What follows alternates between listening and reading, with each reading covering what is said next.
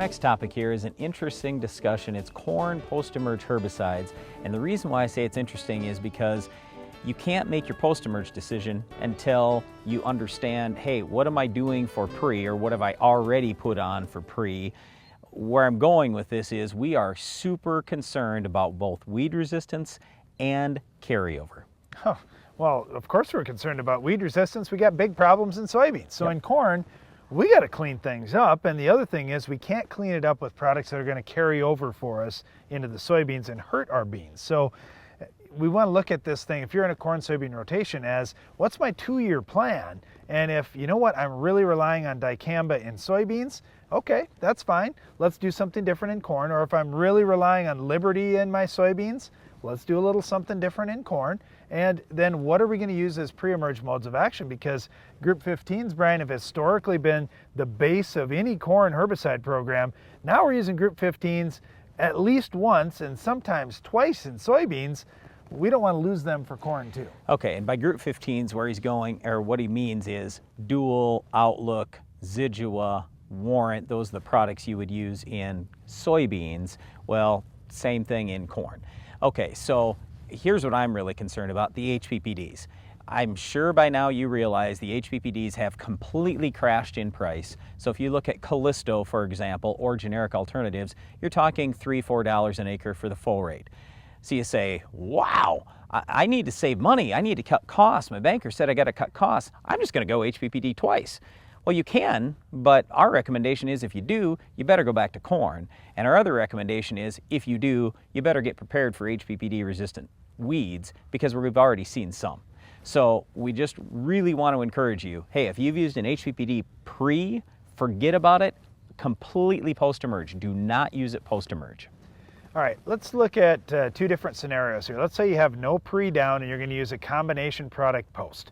You're taking a lot of risk, weeds could be big, and you have to do a great job with this pass. So looking at some of the cut rates that guys have used pre, well, if you're using that post, all right, so let's get specific. Get specific. What do you want them to do then post? All right, well, if you're going to use... Yeah, let's say you haven't used anything pre. Yeah, you're going to go with a 1-pass post. You're going to have to use a full rate to the product to make sure that you're getting weeds under control. Well, when you say full rate, though, there's where I'm going to disagree with you a little bit. Let's say I've got a reduced rate of 4 different herbicides. Let's say I've got a group 15, I got HPPD, I've got atrazine, and I throw a little dicamba with it. Well, I'm just saying, there are a lot of guys doing this combination. It absolutely happens. There's no question. Okay, let's just say that you've got HPPD resistance out there. Now you've got a reduced rate of atrazine and a reduced rate of dicamba. The group 15 has no post-emerge activity. You're not going to kill the weed. So you've really got to look at what do you have out there, and you have to have multiple modes of action that will be effective on the weed. Okay, so I'll be very specific with you here. The best post-emerge herbicide is Status, period. In terms of broadleaf weed control, that's number 1. And keep this in mind, it has 2 modes of action in it. It's not just dicamba. Most people think Status is dicamba. That's not it. It's primarily diflufenzapyr. So there's a splash of dicamba in there, but it's primarily a herbicide you don't use in any other crop. Okay, I love it, it's fantastic. Problem is full rate's 25 bucks an acre.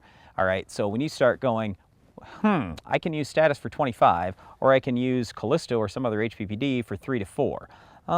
What do I think I'm going to do? Well, you know where this is going, okay? But I'm just trying to tell you, if you tell me, I don't care what it costs, I got a complete disaster out there, I have to have great weed control, Status is the way to go. The full rate is actually 7.5 ounces.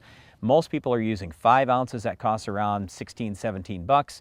Otherwise, if you just want it as a tank mix partner, 2.5 ounces is okay. That's around $8 an acre. I agree with Brian. That's my favorite choice too, go with Status. But number 2 for me is go with full rate of an HPPD, then add in So in other words, like a Callisto type product, Callisto loudest impact. Then add in an atrazine, and then throw in a low rate of dicamba with it. Maybe you're throwing in 6 ounces to 8 ounces of Clarity, depending on what you've got for weed pressure. Now you've got a combination, you haven't spent much money, and it's going to be pretty good, not as good as option 1 though. Yep, but if you already have HPPD resistant weeds, now you may not have enough out there to kill what you're actually after, so that would be one of my concerns with that.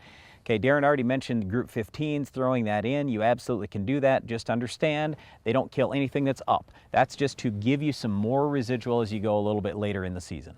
All right, finally, let's comment on some of these premixes that we started talking about at the beginning of the show. How about Resicor? What do you see there? Yep, well, I really like Resicor. It's got an HPPD, it's got the active ingredient that's found in Stinger, and then a group 15. So yeah, it's fine. It's just we got to look at how much is the cost, and is it gonna control my target weed? Okay, how about Acuron Flexi?